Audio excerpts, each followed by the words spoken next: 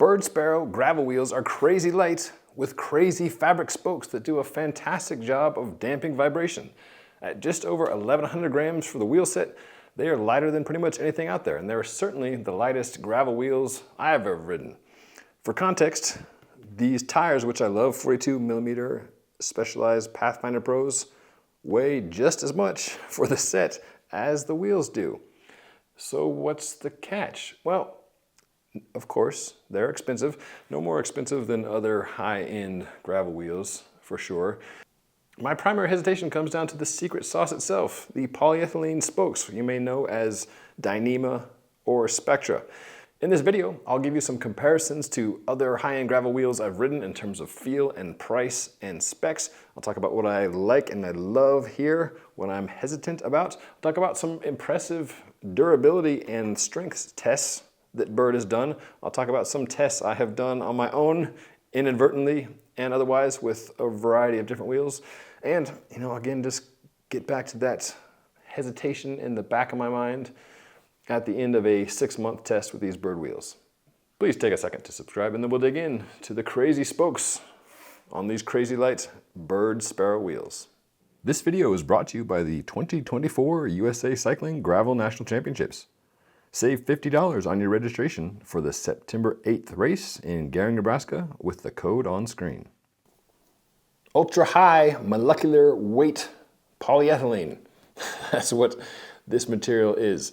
You may know it as its brand names of Dyneema or Spectra. Specialized for a while, used Dyneema in the upper of some of its high-end road shoes. It has a much higher strength to weight ratio than steel, the standard material used in spokes. It's woven here in a tubular format like a shoelace. On the end that connects to the hub, it's formed into a loop. And then on the end that connects to the rim, the attachment process is twofold. One, it's like a Chinese finger trap that snugs down on the long metal part that goes in at the nipple here. And then it's also glued. To true the wheel, it's in some ways similar to any traditional spoke in that you use a spoke wrench, but then since this can move around pretty freely, as you can see, you need to use this specialized Berd tool to hold the metal part in place to tighten or loosen. Why would you need to tighten or loosen? Don't you just want to set it and forget it? Yes, you do. I do. And therein lies the primary rub for these guys, in that they stretch up to 30% in the first 6 months. To me, that's a huge number, right? Like if you lost 30% of your money in 6 months, you'd be bumming. I've had these for 6 months. I haven't ridden them only. I've been testing all sorts of other bikes and wheels. If they've gotten softer, I can't discern that. I can tell you they haven't gone out of true, so if the spokes have stretched, they've stretched more or less uniformly. But the truing process, as long as you've got the tool and you don't lose it, or your trusted folks at your local shop can do it, then that shouldn't be an issue. But that really, when you get down to it, is the primary sticking point, or the opposite of a sticking point, with these spokes as compared to a steel spoke, where if it's built properly, really, unless you're crashing the thing, you shouldn't have to touch it. Weight on these guys is nothing. 2.5 grams is what Berd claims. Compare that to a steel spoke, which is somewhere in the just over 3 to over 5 grams a pop. So this is part of the weight savings for sure on the wheel. The other part is the rim itself. Pretty crazy light, at under 300 grams for the 25mm internal, very shallow carbon rim. So two things I can absolutely feel. Testing wheels is often difficult because within a category where things are of a similar weight, price, and construction, it's awful difficult to tease out differences on the road, be that a dirt road or a paved road. Sure, you can measure things on a scale or with your wallet or in a wind tunnel, but just going on feel, it's often hard to tell. That is not the case with these guys. It is a phenomenally different ride. One, for the weight, just picking up the bike, it's like, wow, this feels like it's missing a wheel, which in effect, it is almost like having one wheel less. If you look at a metal wheel set, you're looking at close to 2,000 grams. This is 1,100 grams. So it's almost like you've got rid of an entire wheel. That makes a huge noticeable difference. Secondly, the spokes absolutely make a difference in terms of how much chatter is coming up off the road to you. Berd claims it's a 200% vibration reduction. Turns out I don't have that technology to measure here, but that seems pretty feasible to me just based on how soft these things feel. Laterally, they still feel fine, especially for a gravel wheel. Not like you're doing track sprints on the thing, but they don't feel sloppy by any means. It's just very calm when you're riding these guys. Tested these on a number of different bikes and a number of different places. Took these out to ride Pete Stetna's Pay Dirt when I did a course preview in the fall, and that's a pretty rough course, at least on the first third of that. And I don't want to say that it felt like I was riding on pavement by any stretch, but they were noticeably more forgiving than other wheels. So the ride quality is very different. Where these wheels aren't as impressive, there's no aero story here. So if you're looking for the fastest, speediest, aeroist race wheel, it's not this. Spokes, big and wide, certainly not like a flat bladed steel spoke, certainly not like a Cadex bladed aero spoke. And then the rims, again, the weight is what Berd is going for with this, not an aero package. I asked them how these compare, and Berd said, oh, we haven't even tested them in the wind tunnel. That's not the goal here. So if you're looking for the speediest, raciest wheel, this is not it. This video is brought to you by the 2024 USA Cycling Gravel Nationals, where Americans will get a shot at national champion jerseys across various age groups, and the pros will race for national titles and a $40,000 purse. I raced the inaugural Gravel Nats last year and got second in the 45 plus group. So close, dang it. The courses in Gering, Nebraska are the same this year, so you can check out my course preview video for all the beta there. Just note that the single track section has been removed. Wind, sand, hills, washboards, and of course your other competitors are the primary challenges. The pros and age groups up to age 50 race 131 miles. Riders 50 to 64 race 88 miles, and those 65 and older race 57 miles. Save $50 on your registration for the September 8th race with the code on screen. Let's do some other comparisons. Weight, specs, prices, etc. Start with a basic one. How much is 1,100 grams?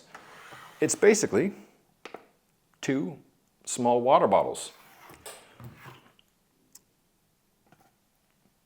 This is 1,125 grams, so a little bit less than 2 full small water bottles is how much this wheel set weighs with tape and the valves, not with tires, but that's light, right? Go fill up 2 little bottles and tell me how that compares to the wheels you've got on your bike. Of course, you're not going to be putting water bottles in place of your wheels, but just for comparison, that's one. Let's look at some other high-end wheels for weight, price, performance comparisons. Cadex 35. Not only is the rim carbon, 35 mil as the name would suggest, but also the spokes. These guys, you're looking at $2,500 for a weight of 1,270 grams. A little bit deeper for sure, the same 25 mil internal as the Berd. Berds are $2,200. NVG23, an older but still high performance carbon gravel wheel that's shallower. As its name suggests, it's a 23 mil internal. That, also $2,500, weighs 1,262 grams, and the rim is 330 grams. So a little bit heavier rim, and it's still like 330 grams for a rim is a light rim. These new DT Swiss GRC 1100s that just came out, I raced at Unbound. Deeper, a little bit heavier, a little more expensive, 3,000 bucks. Those guys are just shy of 1,300 grams for a 50 mil depth wheel. For more affordable, but still, high-end carbon wheels, you've got Envy's AG25. These guys, $1,400, 25 mil internal, and you're looking at a 1,500 gram weight.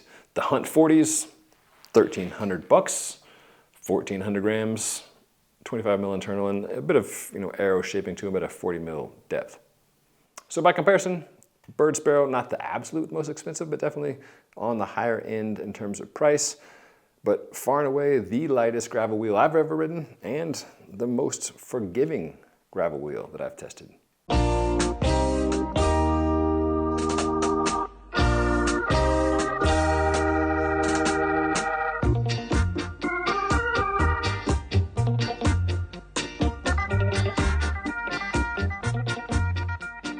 Some other spec details on this guy. 25mm internal, as I mentioned, it's semi-hookless.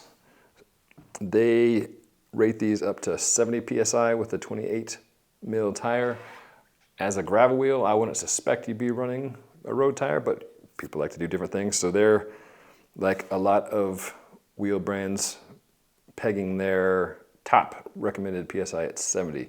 If you're running a 40 or 42 like these or bigger, your pressure shouldn't be anywhere near there. Suffice it to say, no, I've not had any issues with blowouts, and I'm not running anywhere near that 70 PSI. The hubs have 2 sealed cartridge bearings in each wheel, and then the hub in the rear has, see if I can do this without blowing up, a DT style ratchet engagement, 36 teeth for a 10-point engagement.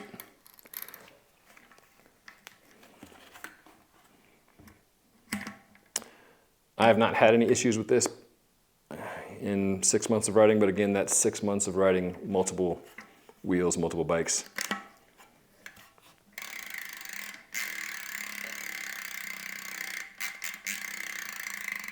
For me, on gravel, 36 is plenty quick. It's not like you very seldom find yourself trying to, fine-tune, tiptoe your way through things unless you're riding through deep water and you don't want to get your dainty little toes wet. It's not like mountain biking where you're trying to pick your way through rock gardens with having that super quick engagement is a priority. 36 is, in my mind, plenty fine. And also, the higher you go, the quicker engagement you go, the more drag you introduce. So 36, I think, is a good spot to be. So the strength of these guys. Turns out I'm not a materials engineer, but I do believe the testing information that Berd and others who use this have put forth. For instance, this is often used in science in hospitals as a cartilage replacement. Berd has some cool videos on site demonstrating the strength of the thing, such as putting a metal stick in its spokes. Stick, replication. This is not something I would like to try. I have broken other spokes, including, you guys remember the Mavic Arsis? These tubular carbon spokes.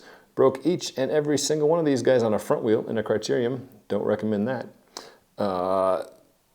That, whatever you attribute to that to, was not a positive experience. Watching a metal rod be stuck in a spinning wheel and not one of these things breaking is impressive. They've also got that same test shown on steel spokes where a spoke breaks, another is bent. So you can check those videos out. I'll put links below. So the strength, I don't have any immediate concerns with. And in my experience riding it, the wheel has stayed true if it has gotten softer. I'm just hung up on that 30% number. Again, using the money analogy, if you lost 30% of your money, you'd be bumming. So I just don't understand why the spokes can't be stretched out ahead of time so you're not continuing to creep out and out. Again, if you are comfortable chewing your own wheels, or you have a trusted mechanic to tighten up the wheels, then that shouldn't be an issue. But for me, that's the sticking point, is the fact that they don't stick in place over time. White is the natural color of this material. A few folks have asked how difficult it is to clean. Hasn't been an issue at all. I've used Silco cleaning products just like I use to clean bikes, and you guys can see for yourself the results. Looks pretty good to me. The fact that they are string does just look kind of strange, like there's a little bit of floof in some spots. So bottom line, if you're interested in a hyper light, hyper comfortable wheel for gravel riding, and you're comfortable spending a bit of money, then the Berd Sparrow wheels might be worth a look. Just remember that 30% number. You may have to tighten up or take these wheels into a shop to tighten up at some point. What other questions do you have? Let me know in the comments below and I will do my best to answer them. In the meantime, I appreciate you subscribing. And whether you like riding your spokes steel or carbon or string, I hope you enjoy the ride.